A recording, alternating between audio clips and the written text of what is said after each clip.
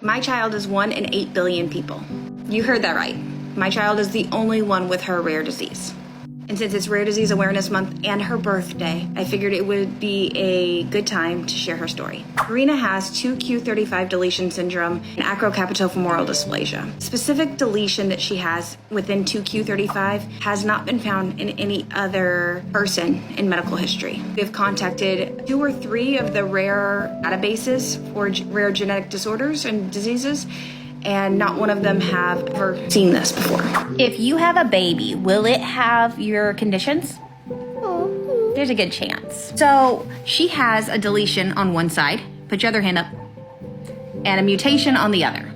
So if she has a child that's genetically related to her, the child will get one or the other. So it'll either get the deletion or the mutation. Her dad's lived his entire life without realizing he had the mutation until she was diagnosed with her disease. So if the baby has the mutation, there's a good chance it might be a little bit short, but it'll be, pretty average height. Not a lot of medical issues are known to be connected to it. But if they get the deletion, then they could be born with heart issues. They may not be born at all. Unfortunately, they could have a very big range of effects like an intellectual disability, ALS, or many other conditions are known, and many that are not known. But no matter what, her and any children she might have will be loved and taken good care of, right? Mm-hmm. And you'll have a family to help, right? Yeah, Mommy and Daddy.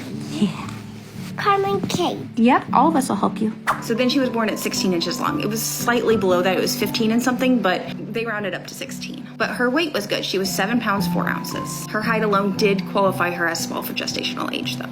So for the first few years of her life, we expected her to catch up. We had accusations from people who were not her doctors that I wasn't feeding her because she wasn't growing and all the things. Her doctors weren't concerned. They knew the history of her being born small. They saw that she was growing. At one point, they were like, if you weren't feeding her, she wouldn't be growing. So the fact that she's growing says you're feeding her. But she was just so small. So when she hit 3.5 years old, and she was still in 12-month clothes at that time, they said, okay, she's not catching up. Let's refer her out for testing. And at this point, I felt crazy. I felt like maybe she was just a slow grower. Maybe she would just grow eventually. And the endocrinologist did her testing with the measuring her arms, measuring her legs, measuring her head. And then she sat down next to me and said words that I will never forget. She said, "You are in the right place. We will find out what's going on with your daughter."